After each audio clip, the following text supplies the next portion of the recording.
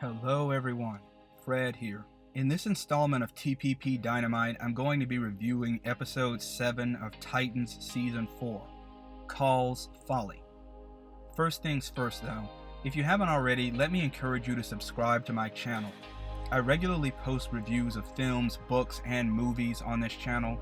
I'm also an author of adult and young adult mystery novels. To date, I've released 3 books, The Women in White, The Lethal List, and most recently, Textbook Murder. They're all on sale now, and there are purchase links in my video description below. With that in mind, and without further ado, welcome to my spoiler-filled review of Titans Season 4, Episode 7, Caul's Folly. Scrambling to recover after Sebastian's transformation, the Titans embark on a desperate mission to stop Trigon's return. Meanwhile, Dick and Corey receive news of a grim prophecy while Connor is presented with a dire choice. I wasn't sure what to expect from this episode when I first heard its title announcement, and I was borderline suspicious when I realized this episode and episode 8 were going to be Titan's take on the quaint little town with dark secrets trope that gets told in stories. Mostly I was suspicious because that sort of story has been done poorly way more often than it's been done well. But this was still a solid episode in my book, not nearly perfect, but solid. A nice little reintroduction to Titans for its final run of episodes. Nobody can accuse Titans of being the most consistent series, or really even a consistent series, but this episode and episode 8 were, in my opinion, the most constant, well-written, and fun episodes that I can even remember watching of this show. Titans has seemed to improve a tiny bit on a season-by-season basis until now. Ironically enough, on the eve of its end and after its cancellation, it's finally showing the seeds of potential to become what it actually should have been from the start. Season 4 has really benefited from scaling back the number of characters who get focused in each episode, which allows deeper dives into individual character motivations and arcs. The whole Caul's Folly story gave me WandaVision, Westview vibes. As I said, that whole trope of quaint towns with dark secrets has been done to death in TV and movies to varying levels of success, but this episode in my book stuck the landing.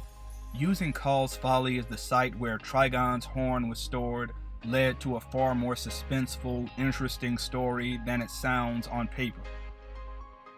Of course, like every episode of Titans since day one, this episode had its problems, and I'll get into those now too. This episode's opening did a horrible job of paying off the suspense from the mid-season finale. We basically got no explanation of what happened to the Titans after Sebastian used his roar power to send them away. Apparently he sent them into a quote-unquote death realm, but they came back to the temple 6 hours later because Gar's voice called them out. It only hurts the story that this was all told instead of shown. And told by Raven, who conveniently not only got new powers, but instantly understands how they all work now, automatically. And I know that Gar's episode, Dude, Where's My Gar, was initially supposed to be the mid-season premiere, so maybe that episode was designed to explain a bit more of what happened to the Titans after they were sent away and how Gar saved them, and maybe it will do that when it airs, at which point I'll retract my criticism. But for now, I maintain that this episode's opening was sloppy work on the part of the writers. Connor's respect for Lex Luthor is eye-roll inducing. I get that Connor has Lex's DNA, but the idea of Connor's viewing Lex as anything but an enemy after Lex had him brainwashed and tried to sell him in Season 2, after Lex violated him like that, is just unbelievable.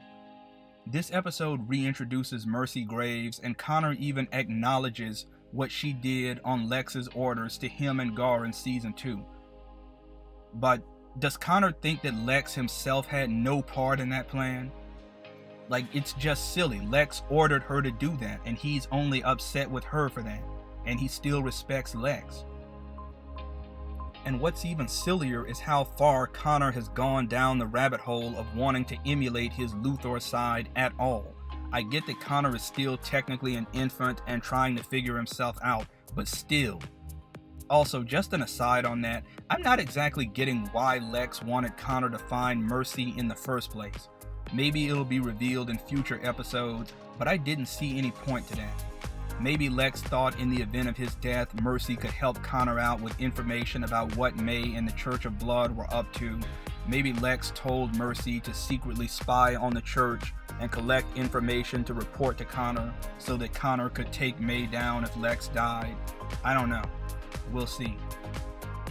The mythology with the Horn of Trigon is such a half-baked retcon of Season 1's mythology.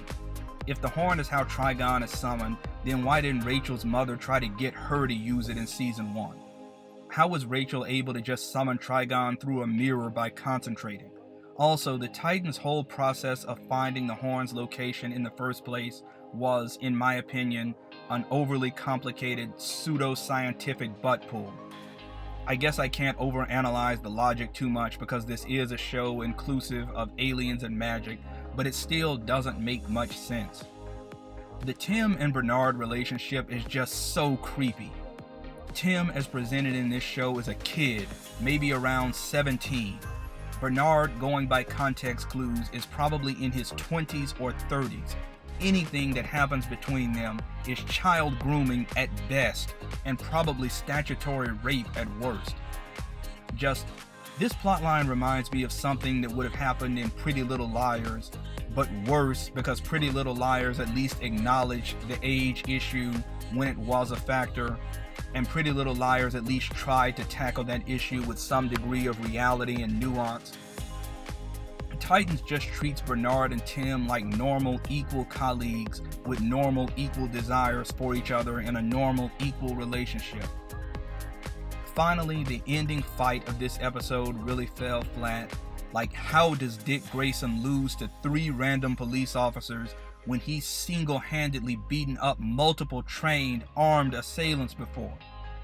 In, like, every season up until now. Even in the beginning of this season, when he took out so many ninjas, when Tim wasn't really even helping him.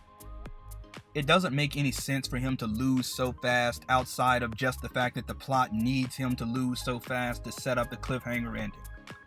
So all told, Caul's Folly was a lousy mid-season premiere, but a solid episode of Titans, though one with its fair share of problems. I give Titans Season 4, Episode 7, Caul's Folly, 3.5 Cronuts out of 5. At any rate, let me know what you all think about this episode. Sound off in the comments below. If you like this video, don't forget to leave a like, click subscribe, and please ring that bell. So long.